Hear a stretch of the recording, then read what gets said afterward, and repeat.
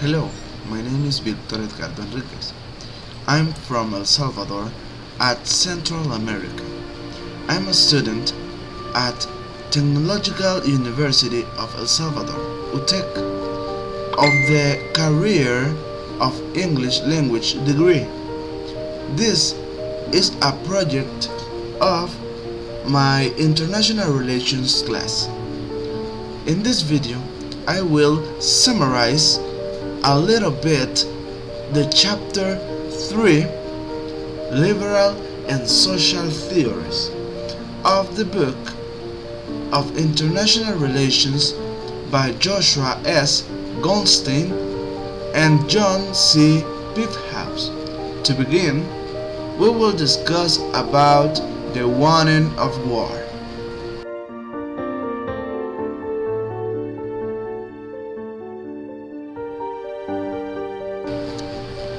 The warning of war. It's a time that came after World War II, where around 100,000 million people died.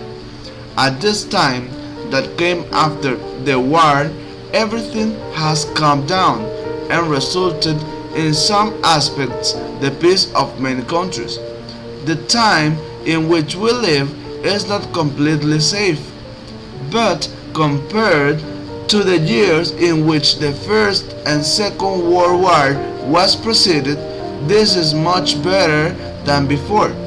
Many people live such years of the two world wars, but are living a time where it has been a lot of hatred and fear by previous events.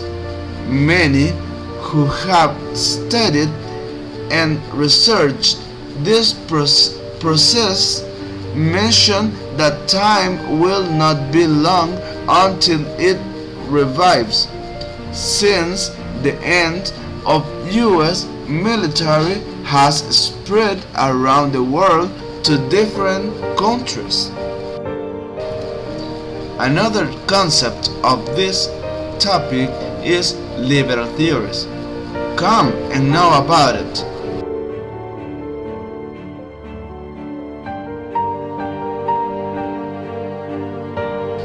Liberal theories. In this chapter, we can see that also speaks of liberal theories. It refers to a group of people who individually had a thought of change and development for the world, and so to be free in some aspects.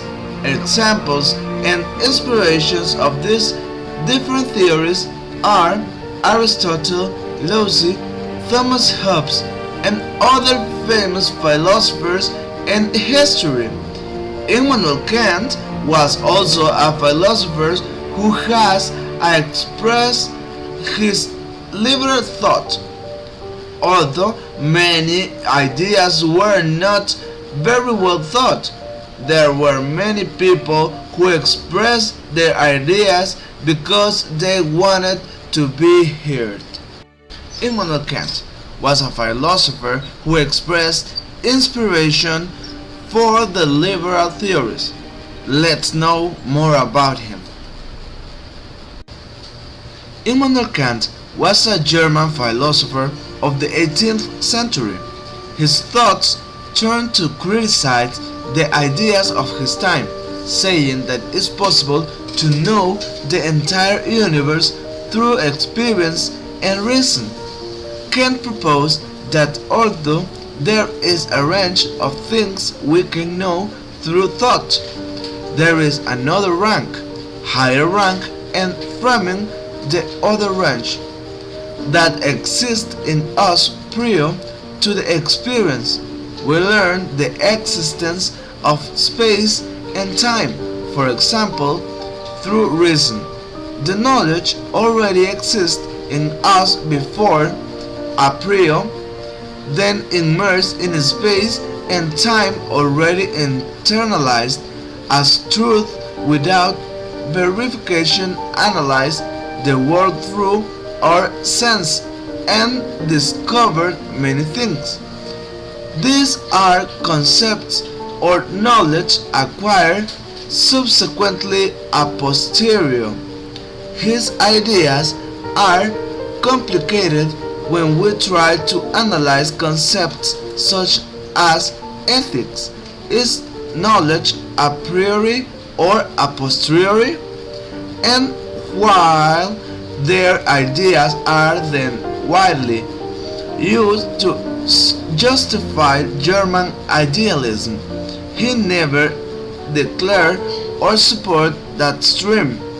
Kant looked at life differently and wanted everyone to see the life like him, because at that time people thought nothing more than violence.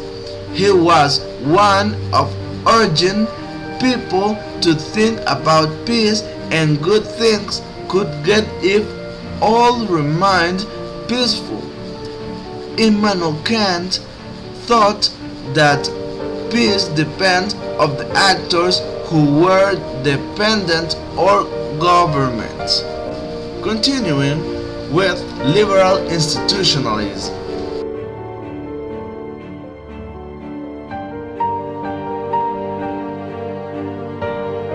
Liberal institutionalism. With liberal institutionalism, we can see that what Kant was saying could be reality, because he would say that to be free we should work together, and if the government was left with the full power, could be a lack of control, organization, and everything would be lost, because all countries try to do the same. It all depends on what the governments want to do for the people and what people want to do for themselves. After that, now we can talk about institutional regime.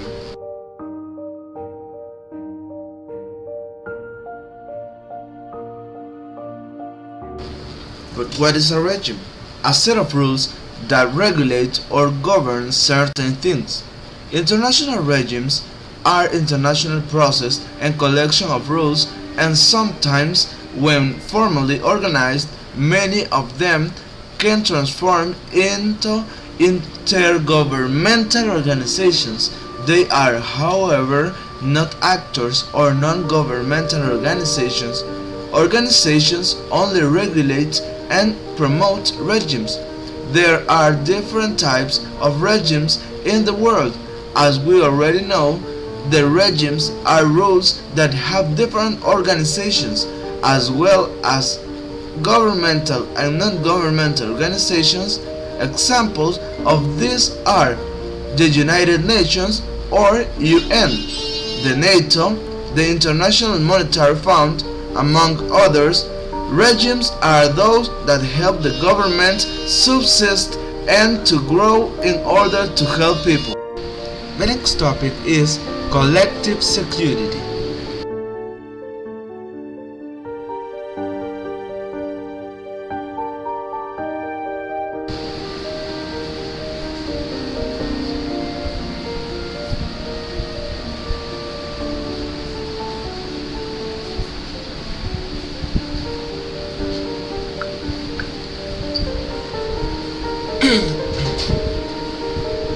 Collective security is a concept that handles many large countries to protect themselves and protect others.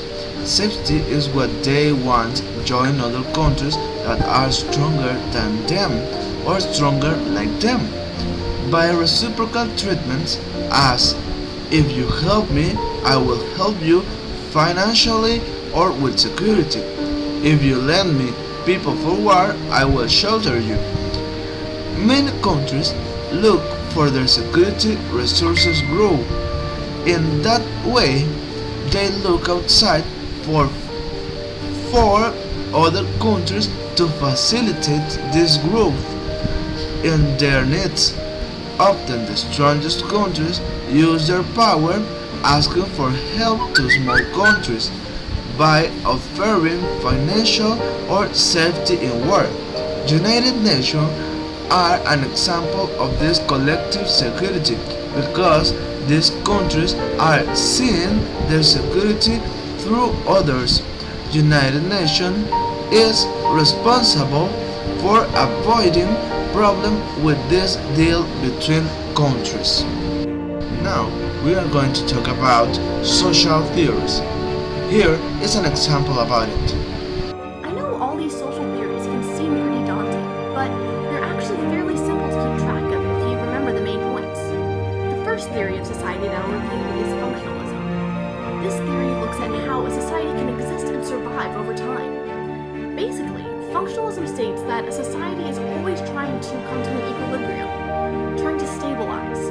The structures that make up a society, like institutions, will remain pretty constant and only change if absolutely necessary when society loses stability. Remember that institutions are structures that fulfill the needs of society. There's an example of that in our society right now.